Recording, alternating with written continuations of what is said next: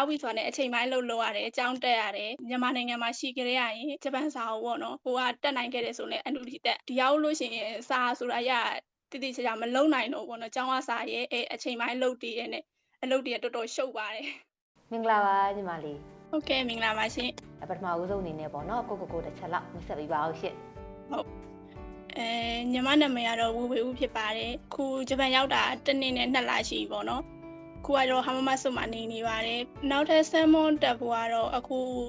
တိုကျိုရွေးထားရပေါ့နော်တိုကျို business ကိုတက်ဖို့စီစဉ်ထားပါတယ်ကိုအကြောင်းကလည်းရှောက်ပြီးသွားပါပြီပတ်စံနေလည်းအကုန်သွင်းပြီးသွားပါပြီတက်ဖို့ပဲအဆင်သင့်ပေါ့နော်လက်ရှိမှာရောဂျပန်မှာနေရထိုင်ရတာအဆင်ပြေရဲ့လားဘာအခက်အခဲလေးရှိလဲညီမလေး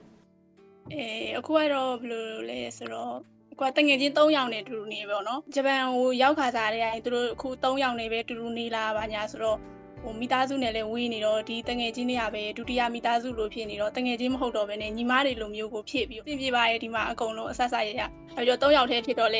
ဲဈေးဘက်ကဆန်းစေးစင်သူအောင်ကနေပဲသူကားနဲ့ပဲကိုတိုင်းကိုကြဈေးတွေပါလေးလိုက်ဝယ်ပေးဂျပန်ရောက်တီကိုအကုန်လုံးကိုအဆင်ပြေခဲ့ပါတယ်ဟုတ်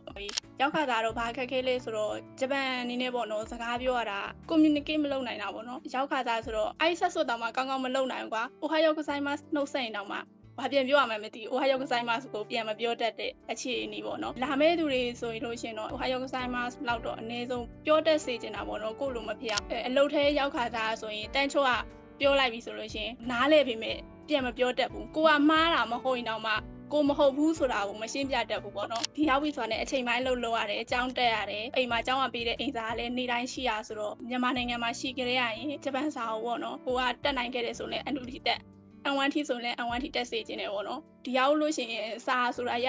တိတိကျကျမလုံနိုင်တော့ပေါ့နော်ကျောင်းအစာရဲ့အချိန်ပိုင်းလုပ်တည်ရဲ့နဲ့အလုပ်တွေကတော်တော်ရှုပ်ပါတယ်လက်ရှိတက်ရောက်နေတဲ့ကျောင်းမှာရောတက်ရတာအဆင်ပြေရဲ့လားညီမလေ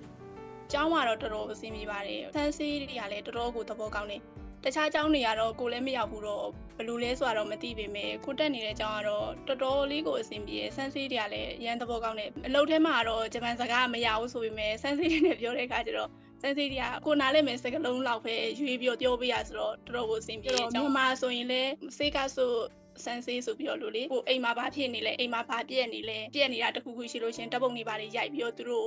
့ပြတာမျိုးဖြစ်ဖြစ်မြန်မာဆိုလည်းမြန်မာတာဝန်ခံပေါ်ဆိုလည်းဒီပေါ်ပေါ့တာဝန်ခံတွေကအတီးတီးရှိတော့ပြောလို့ရတယ်ပေါ့နော်လက်ရှိကျောင်းမှာရောအတီပတီလေးရှိလားဝင်ရောက် join ဖြစ်သေးလားညီမလေးဟုတ် join ဖြစ်တယ်မနေ့ကအကစားပြိုင်ပွဲပေါ့ညီမတို့မနေ့က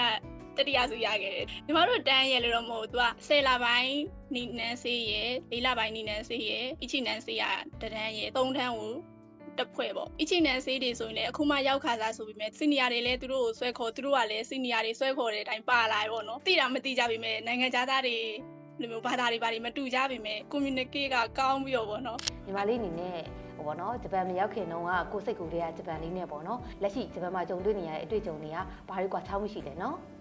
ဂျပန်မရောက်ခင်တော့ဆိုရင်အရန်မျက်ရည်လွှဲရပေါ့နော်တခုခုဆိုရင်ဝမ်းထဲစိတ်ကများကိုကိုပြောလိုက်ပြီးဆိုရင်မျက်ရည်ကတန်းကြငိုချင်လားအဲ့လိုမျိုးပေါ့နော်ဒီရောက်ပြီးတော့ကြာလာတော့စိတ်ထဲမှာငိုချင်တောင်မှကွာမျက်နှာအမြဲတမ်းပြုံးထားမယ်ဆိုတဲ့အတီးစိတ်ကဆန်းစီကလည်းအဲ့ဒါလေးရိုက်သွင်းပေးတာပေါ့နော်ဟိုအလုတ်လေးလှုပ်လိုက်ကြောင်းလေးသွားလိုက်တတရရပဲပေါ့နော်စာလဲကိုလုံနိုင်မယ်ပေါ့နော်ဂျပန်သွားတော့မှာပဲစာလှုပ်ဆရာမလို့တော့ဘူးပဲဂျပန်ရောက်သွားရင်စပန်စာရသွားမှာပဲနေတိုင်းပြောနေမှာပဲကြားနေမှာပဲဆိုပြီးစာအုပ် N3 ဖြစ်ပြီးကြရမလုပ်တော့ဘူး3-4လလောက်ဂျပန်လာခဲ့နေရဒီရောက်တော့ဘာတွေကွာချလဲဆိုတော့ကိုကတင်ခဲ့တာမြန်မာနိုင်ငံမှာတော့စကားပြောခဲ့ရမဟုတ်ဘဲနဲ့စာပဲကြက်ခဲ့ရဆိုတော့ဒီရောက်တော့ကျွန်တော်စကားပြောတွေကမပြောနိုင်တော့ကိုထင်ထားသလိုတတရရလေးနဲ့ကြောင်းတက်လိုက်မယ်အလုပ်လေးသွားလိုက်မယ်စာတွေလည်းစူးစမ်းမယ်ဆိုပြီးတော့တွေးထားသေးတယ်အလုပ်တစ်ဖက်နဲ့ဆိုပင်ပန်းပြီးတော့မလုံနိုင်တော့မဖြစ်လာဘူးအဲ့လိုမျိုးတွေကအိမ်မှာတော့ကျွန်တော်မိဘတွေဘာတွေရှိတော့အဲ့လောက်ကြီးမတိတာခဲ့ဘူးဒီရောက်တော့အဝတ်လျှော်တာအစ